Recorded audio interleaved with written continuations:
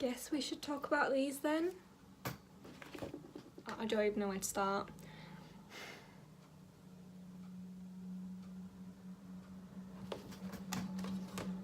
Basically, I have my studygram, which is Sky's studying, but if people want to follow that, then that's fine. But what I don't think is necessarily fine is how rude people can be about it. I don't mind getting hate and I don't mind people saying things and discussing it. It's like, yeah, this is a cheat sheet basically, that's funny, that would be a good cheat sheet. But at the same time, that's the way I learn, that's the way that I enjoy learning, that's the way I revise, and that's the way that works for me. And everybody revises differently. Everybody learns differently. Different people learn in different ways. So I don't understand why that's not acceptable.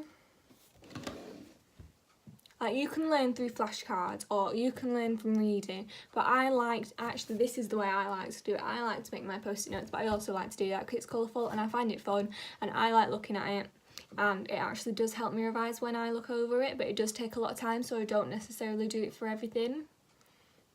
So I just think that we should appreciate that.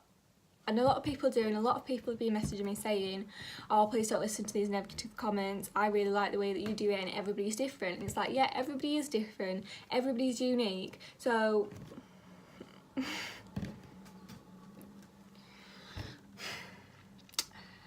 right, that to one side. A lot of people have genuinely just been asking how I can learn that way, because a lot of people don't understand it.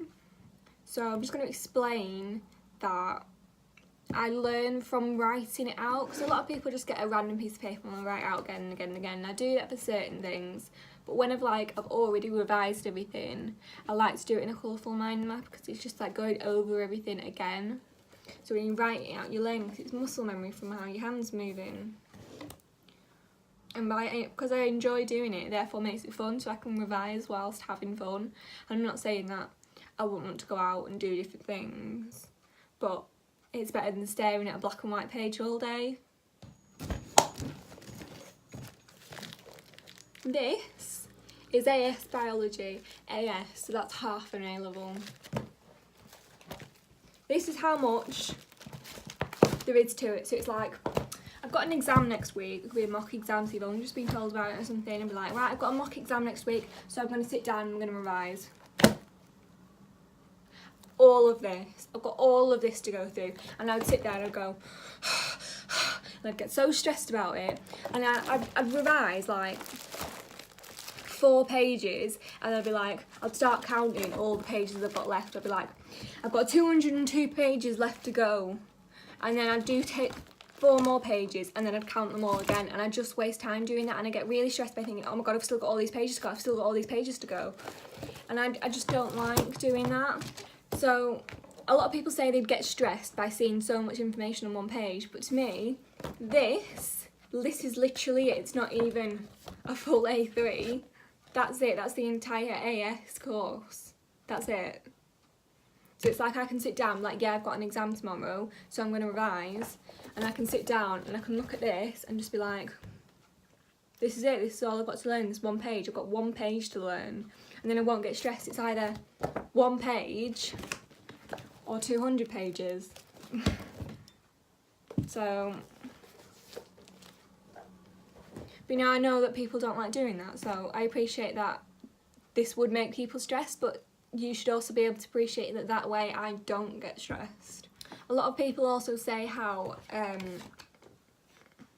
because it's not a branched out mind map, then how can you learn? There's no organisation to it, but I know I won't be able to explain this to you, but there actually is an organised system to it, because I revise when I'm doing it, I actually remember where things are.